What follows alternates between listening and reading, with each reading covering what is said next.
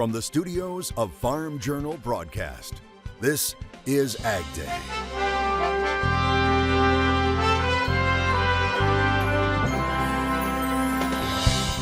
Rival schools with one purpose. We're hoping that you can take this information and be able to apply it in your operation. Why students at these two colleges are saying, let us help you. Is the worst of this year's bird flu over? What new numbers suggest? As President Biden faces a big decision over China, should tariffs remain in place? They have suspended the tariffs on soy imports, on soybean imports. Those are still hanging out there, and it still has a bit of a chilling effect. What changes could mean for the ag industry right now on AgDay. Good morning, I'm Clinton Griffiths. Happening right now, the White House is continuing to mull cutting tariffs on Chinese goods. President Biden meeting with advisors on Friday to talk about trade with Beijing. AgDay national reporter Michelle Rook joins us with more. And Michelle, talk about rolling back those duties has been on the table for weeks. That's right, Clinton. President Biden continues to look at lifting some of the $370 billion of tariffs imposed on Chinese imports by the Trump administration. The move is an effort to curb inflation while opening a new exclusion process for firms to win additional relief. However, there are mixed opinions on whether or not the cuts will take place, whether China will reciprocate, and if there will be any direct impact on agriculture. Farm Journal analyst Jim Wiesmeyer tells us he's not optimistic about tariff relief materializing, and if it does, it won't have much of an impact on ag. On the initial ones, I don't see much because U.S. Trade Rep Catherine Tai wants some leverage, although China has clearly shown that it's not going to move them. So initially, I don't see if it will be part of the $10 billion.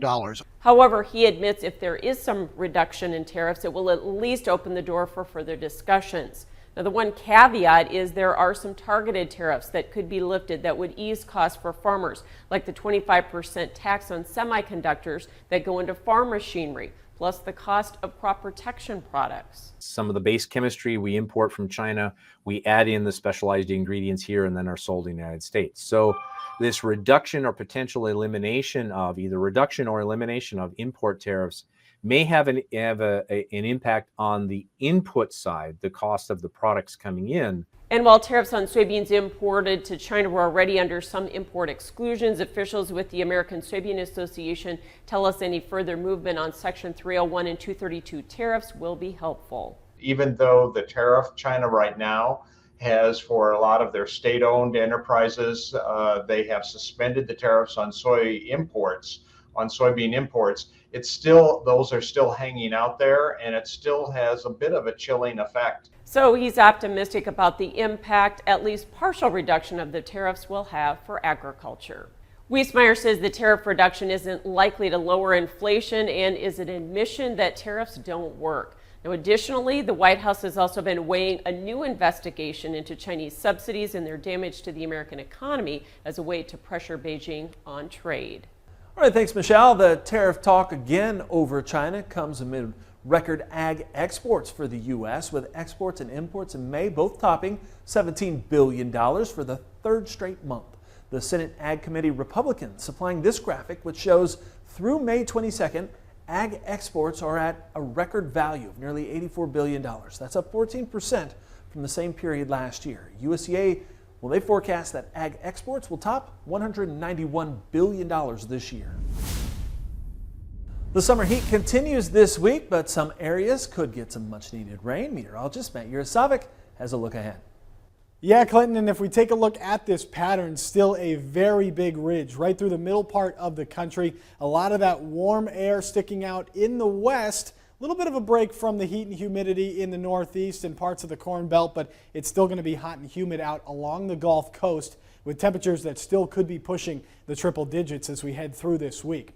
Still a lot of drought though out there, especially in the east. All those flash drought conditions where we've rapidly seen those drought conditions grow over the last month. And you can see this current drought monitor still showing moderate to even severe drought for portions of the Mid-South down into the southeast coast and even up into the portions of the Corn Belt as well. Something we'll continue to watch, but hoping for rain there in the east and even parts of the west as we head through this week. It starts on Monday with a chance for some of those scattered showers back in the Four Corners region, even up into the southern Rockies.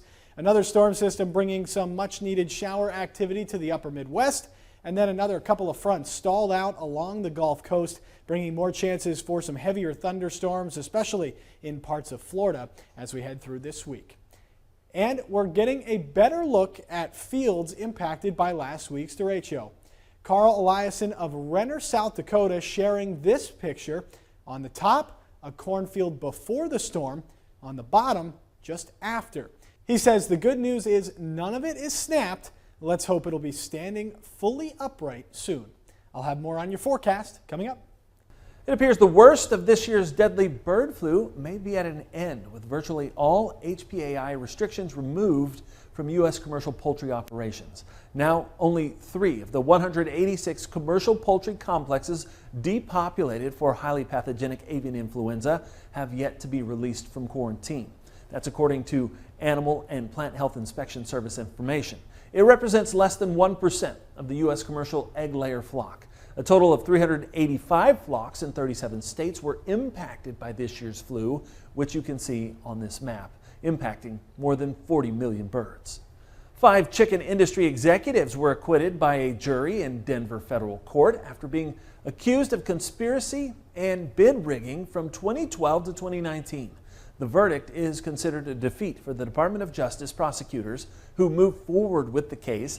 That's despite 2 mistrials being declared when previous juries could not reach a decision. Prosecutors had narrowed their focus from 10 individuals to 5.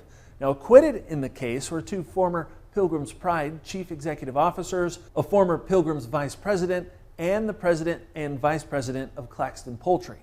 Also from the courts, Smithfield Foods has agreed to pay restaurants and caterers $42 million. It's to settle a lawsuit that accused it of inflating pork prices. Previously, Smithfield had settled with a different group of pork buyers for $83 million, and JBS had agreed to pay restaurants and caterers more than $12 million. Neither Smithfield nor JBS admitted any wrongdoing as part of those settlements. Meanwhile, another lawsuit against the 4 big meat processors is just starting. Sysco, the nation's largest food distributor, recently filed a federal lawsuit in Texas.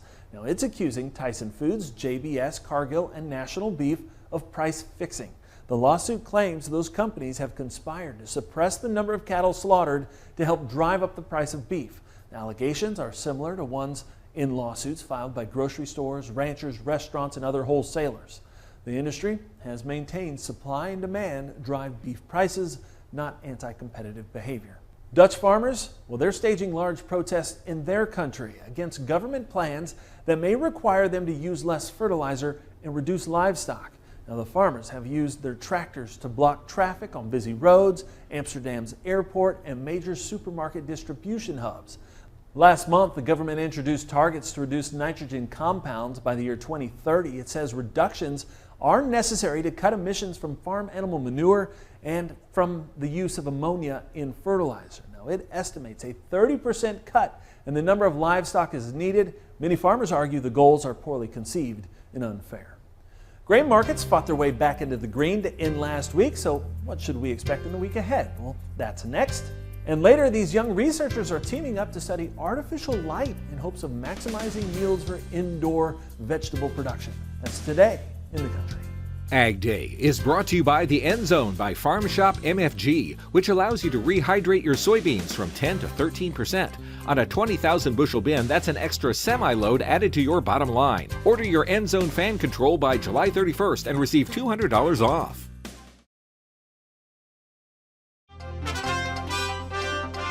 Grain markets rallied in last week, fighting to regain levels lost at the end of June. AgDay National reporter Michelle Rook joins us for a look at what to expect in the week ahead.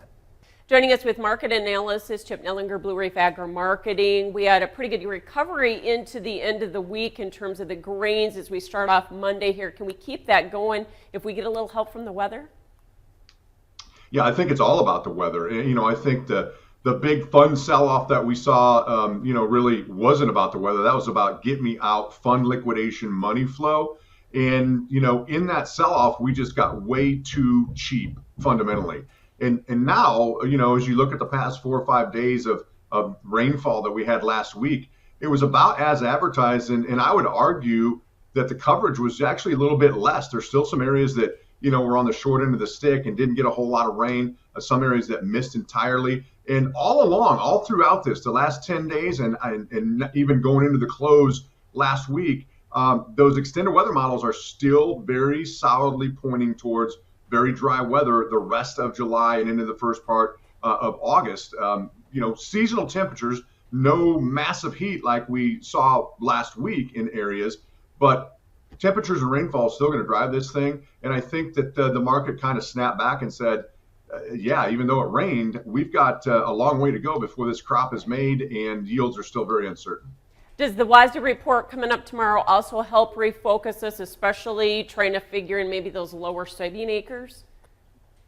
Yeah, I don't expect many changes on that, quite honestly, but I think what it might do is just refocus the market, saying, okay, let's look at these, acreage numbers that we got a week and a half ago. And even with big yields, 177 bushel corn yield and a 51.4 on the beans, it's very, very tight, especially now on the beans that you took 2.6 million acres away. Yeah. And I really am scratching my head wondering, without more rain in July, can we achieve those numbers? I think the 177 in corn is tough to begin with. And if we go back into a warmer, drier trend, we're going to end up in the low 170s. And that just gets carry out fairly tight. And I think it'll, if nothing else, refocus the market that, hey, we don't have a record crop in the bin just yet. You bet. Thanks for joining us, Chip Dellinger, Blue Reef Agri-Marketing. Full analysis on agweb.com or AgDay coming up. Farming has changed. Markets are riskier than ever. For customized, focused commodity marketing, contact Chip Nellinger or Adam Dreyer at 309-550-7213.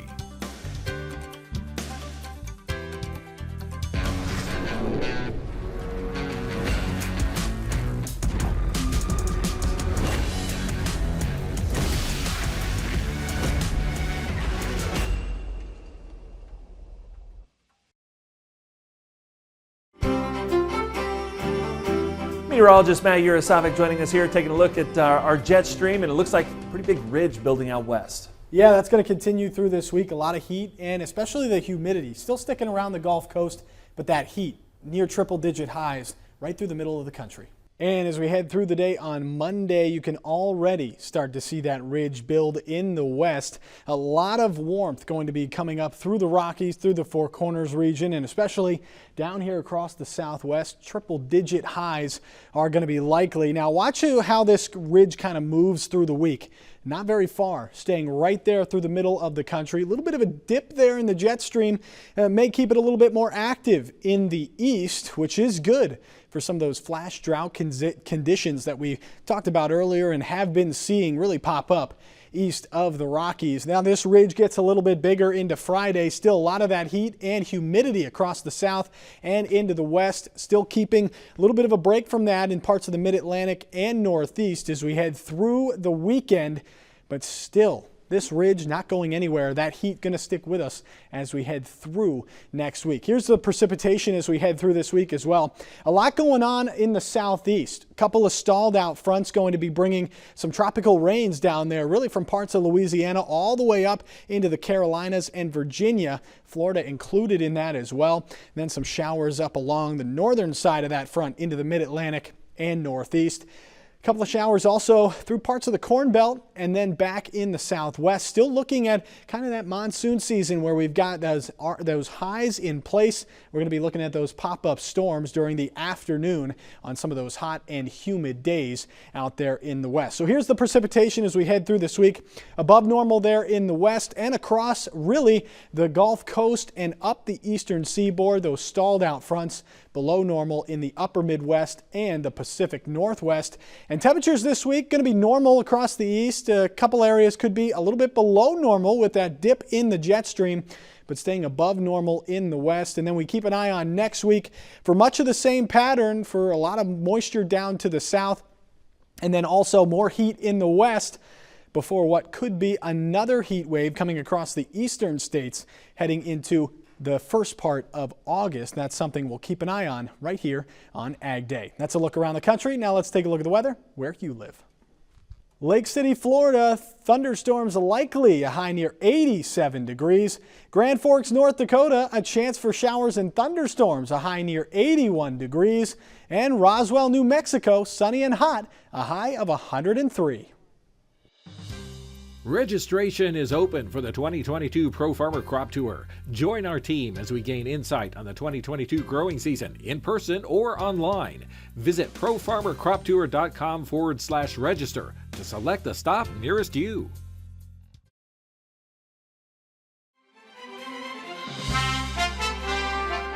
Hey, Machinery Pete here, folks, reporting on the road. And I tell you what, if you haven't heard, on our July 19th Machinery Pete monthly online auction, we have 5 2+2 tractors out of Green City, Missouri. Gary Perkins is the seller, and this is quite a collection, including the very first 6788 ever made. A 1981 model. It's got 2,658 hours on it, and as you can see from the picture, just beauty. Now these 6788s, they only made 347 of them ever. And interesting story here, this actual tractor, the first serial number, we saw sell on an auction back on March 19th, 2016 in Topeka, Kansas. And Gary Perkins bought it on that sale. I think it had 2,628 hours at the time, and he paid $35,000 for it. So again, it goes up for sale absolute on our Machinery Pete monthly online auction on July 19th. So unique opportunity to own a piece of international history. And Gary also has a pair of 1981 6300 or 6388s on the sale. I think one's got about 4,700 hours, one 4,800. So really nice 2+2s, anteaters there. Gary also has a 6588, very sharp, just over 6,000 hours, and also a 3788. So this is kind of Snoopy anteater heaven here. And again, the sale is July 19th. Hop on to machinerypete.com and click that bid button, folks. All right, thanks, Pete. Now, when it comes to indoor farming, not all light is created equal. Up next, we'll meet a team of students studying light's effect on leafy greens in hopes of helping feed more people in the country. Next. Find farm equipment on Machinery Pete's July 19th online auction. No reserve, no buyer fees. Start bidding now at auctions.machinerypete.com.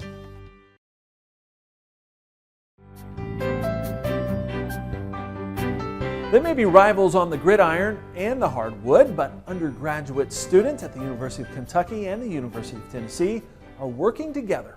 As Jeff Franklin reports, they're helping hydroponic lettuce growers improve their product. In this greenhouse at UK's Horticulture Research Farm, they are measuring the optimal daily light integral, or the amount of light that the trays of red and green oak leaf lettuce will receive in 24 hours. The lettuce is being grown hydroponically in the greenhouse and is a senior capstone project for Natalia Wright, a UK horticulture major who says it's been a learning experience. I've mainly learned the basic setup of how you run a hydroponic system and running out all the fertilizer and all of that, and what chemicals they're actually doing and how they're helping the plants and all that. And I've also learned that it's actually not as complicated as I thought it was.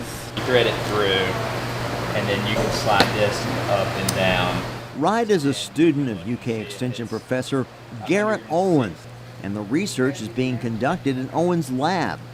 Owen reached out to fellow University of Tennessee professor and colleague Kelly Walters about an undergraduate student of hers who might be interested in the project. William Smith, a UT plant science major, is excited about the collaboration. And I just think that, especially regionally, institutions should work together like that, because you get a chance to network earlier, you get a chance to see what other undergraduates who you'd never connect with normally. The other part that I think is really unique about this collaboration is that the students can work together. So it's not just, in our UT bubble or the UK bubble, but we're collaborating across institutions. The actual focus of the research is to look at how they can manipulate the light environment to improve overall quality of the lettuce from a grower perspective and consumption for human health.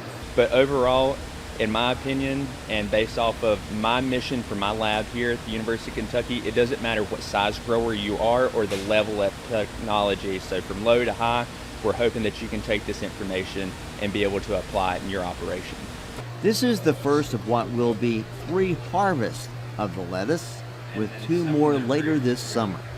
From the University of Kentucky College of Agriculture, Food and Environment, I'm Jeff Franklin. All right, thanks, Jeff. And that's all of our time this morning. We're sure glad you tuned in. From all of us here at AgDay, I'm Clinton Griffiths. Thanks for watching. Have a great day. Your next piece of equipment is on MachineryPete.com. Search equipment from dealerships across the country to find what you're looking for. Only on MachineryPete.com.